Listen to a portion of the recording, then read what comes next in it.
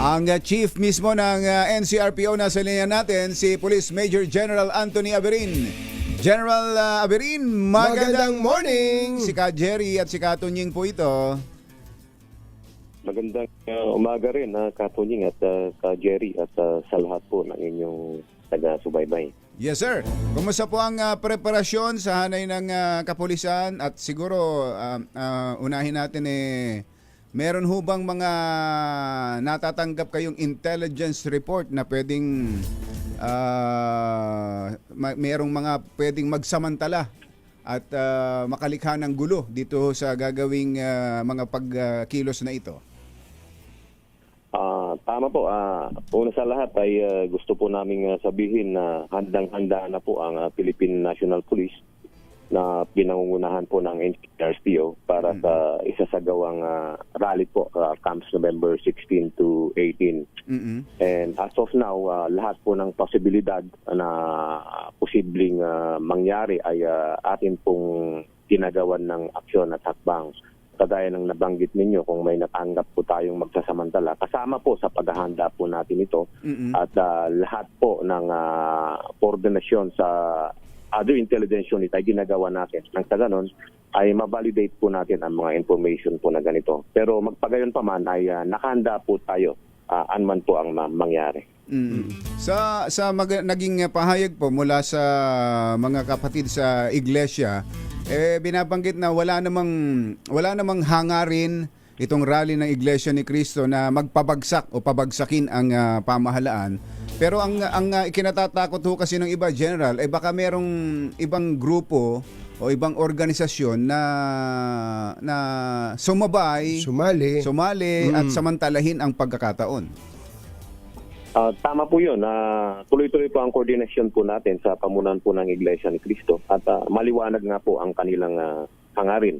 Pero hindi po natin dinidiscount yung possibility na talaga pong samantalahin po ng iba ang pagkakataong ito.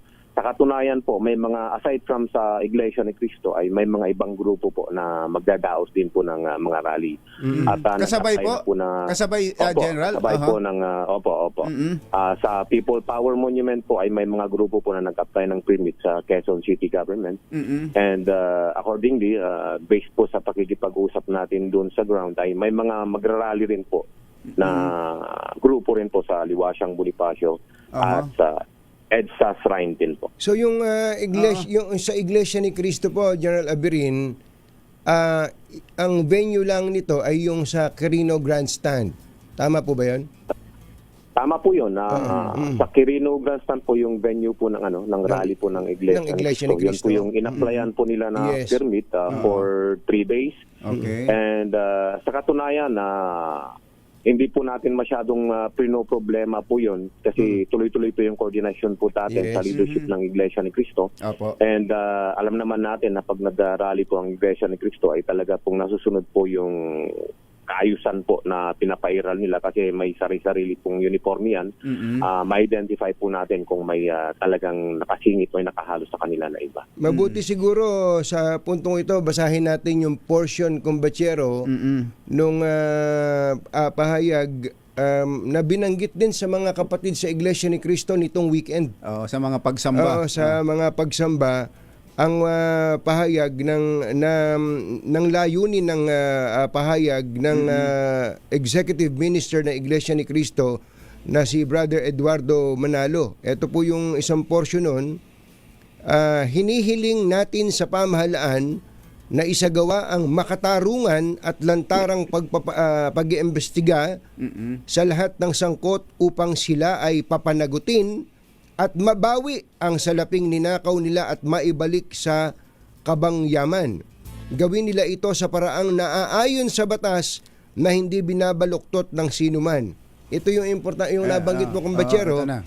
Hindi tayo kasang-ayon sa hinahangad ng ibang mga grupo na ibagsak ang pamahalaan. Ayun, malinaw yun. Malinaw yun.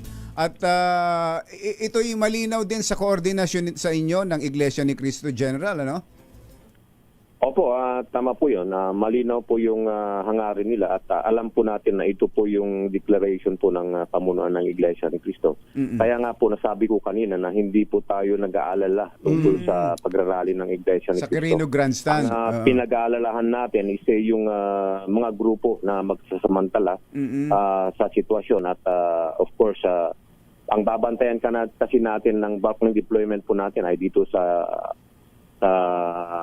Quirino Grandstand, pero magdi-deploy din po tayo sa usual po na pinupuntahan po ng mga grupo na nagrally sa Medjola po. Isa-isahin nga. At po maglalatag po tayo ng maraming kapulisan ng sa ganun ay hindi na po maulit yung nangyari noong September 21.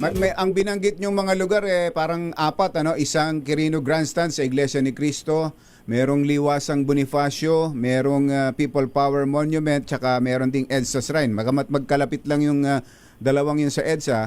Alin yung tinitingnan ninyong medyo crucial o medyo critical, General? Actually po ang crucial po na binabantayan natin ay dito po sa Medjola kasi Medjola, meron pang Medjola. Opo.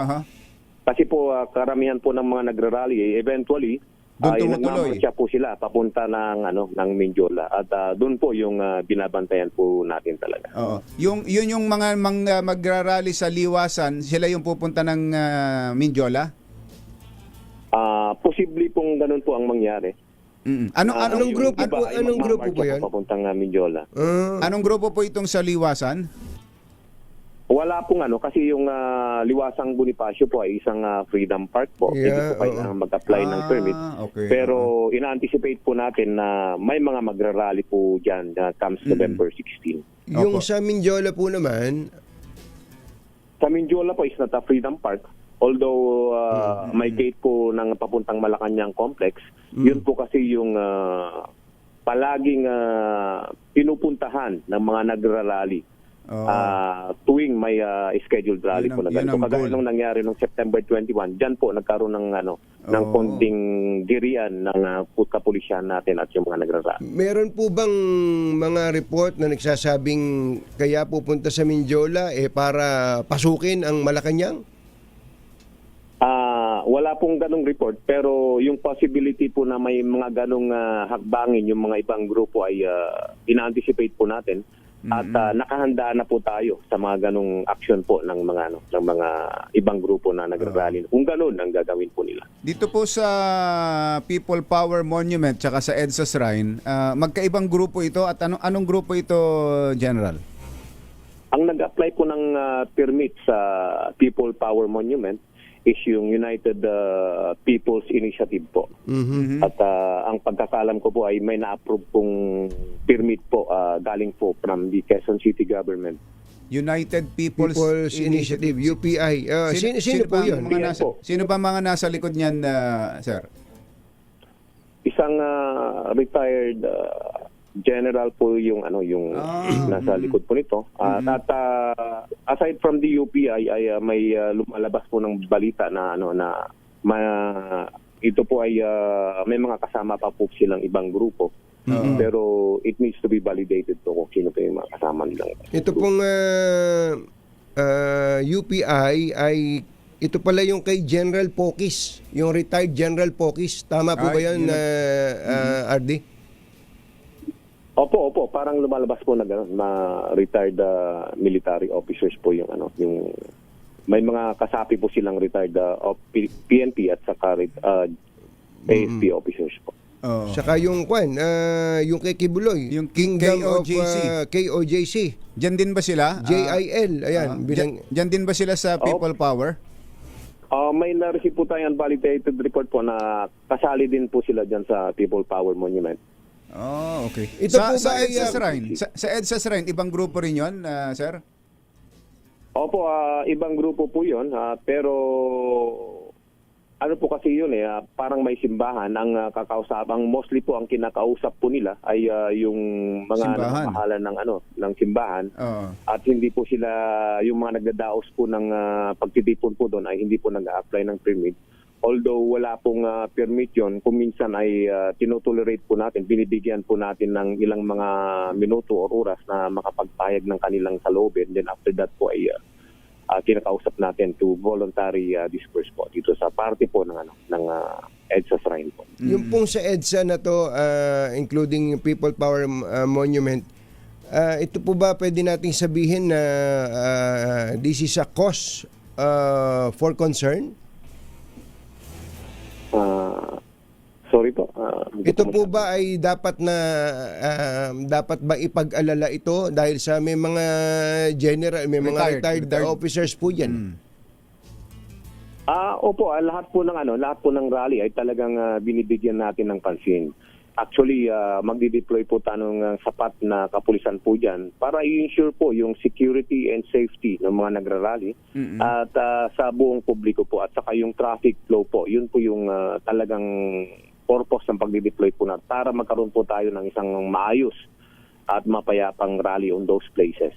Pero kagaya ng nasabi ko kanina, ito kasi ay malayo po doon sa bulk ng rally ng Iglesia ni Cristo. So just the same, ang pinibigyan natin ng pansin ay yung sa Quirino Grandstand para ma-ensure po yung security and safety rin po ng mga magrarally na kasapi po ng Iglesia. Ano pong instruction po sa inyo ng Pangulong Bongbong Marcos insofar as these rallies are concerned po?